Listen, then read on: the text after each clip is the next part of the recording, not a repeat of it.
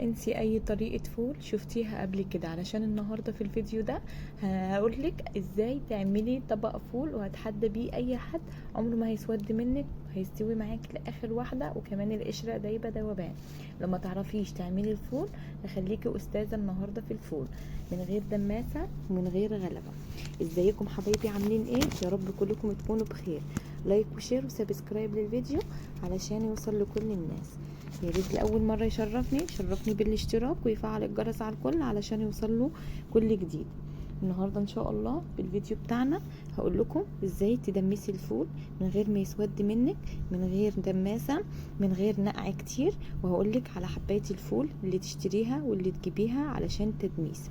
طبعا الفول لابد منه في سحور رمضان، ما نقدرش نستغنى عنه في سحور رمضان. طبق الفول ده لازما على سحور رمضان.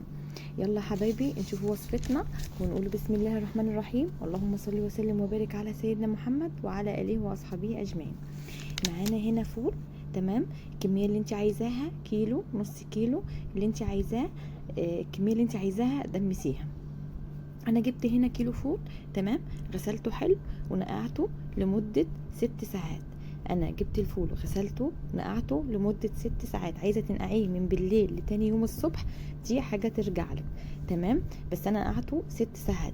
هنا بقول لكم بصوا حجم الفوله زادت معايا ازاي، بصوا الحبايه بتاعت الفول زادت معايا ازاي، بصوا فاتحه وجميله، تمام. عايزه تجيبي الفول البلدي تدمسيه براحتك، تمام. انا بجيب اي نوع فول بصراحه وبدمسه بيطلع معايا تحفه. خلاص معانا هنا كيلو الفول نقعناه، تمام، وسيبناه منقوع لمده 6 ساعات. بعد ما غسلناه الحجم بتاعه زاد اهو زي ما حضراتكم شايفين.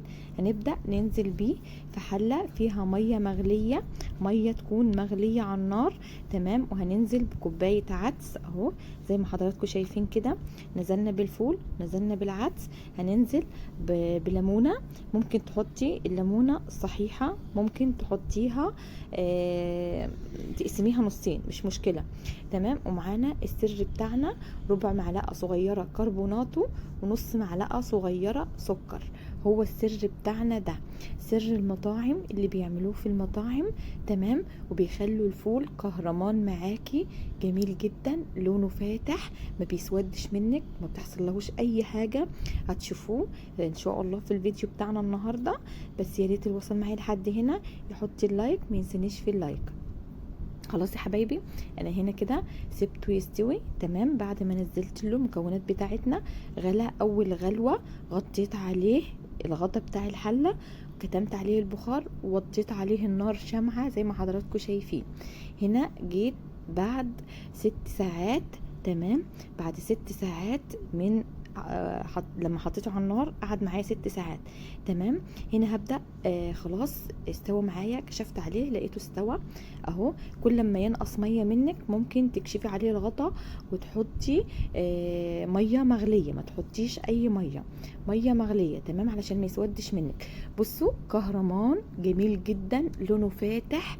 السر بتاعنا اللي احنا حطيناه السكر والكربوناتو والليمونه خلى اللون بتاعه فاتح ما بيسودش، تمام. زي ما حضراتكم شايفين كده قوامه تحفه جميل جدا، جربوه بنفس الطريقه وهتدعوا لي. بصوا قوامه جميل، بصوا لونه حلو جدا. حطيناه على النار وهدينا عليه النار خالص شمعة وسيبناه لحد ما استوى براحته. خلاص انسيه، حطيه بس تبقي تبصي عليه من وقت للتاني علشان تضيفي له ميه لو ما استواش معاك على حسب نوع الفوله اللي انت جايباها. هنا كنت غرفته خلاص وبدات اوريكم بس ايه اللون بتاعه. قسما بالله تحفه من غير حلفان، بجد جربوه بنفس الطريقه وقولوا لي رايكم. خلاص هنا حطيت عليه طحينه وحطيت عليه زيت وعصره ليمونه وملح وكمون. ممكن انت ما تحطيش عليه الطحينه دي انا عملتها معاكم ان شاء الله، بس مش عارفه هتنزل قبل الفيديو ده ولا بعده. هنا بصوا جميل جدا جدا جدا، حلو جدا لسحور رمضان.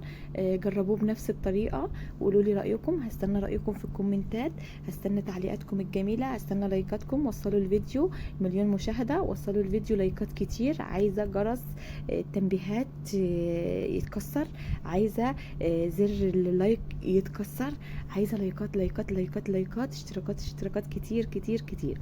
اشوفكم ان شاء الله يا حبايبي في فيديو فيديو جديد. انتظروني ان شاء الله فيديوهات كتير جايه حلوه.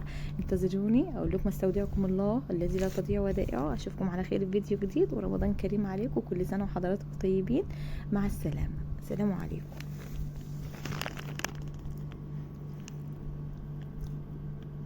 باي باي.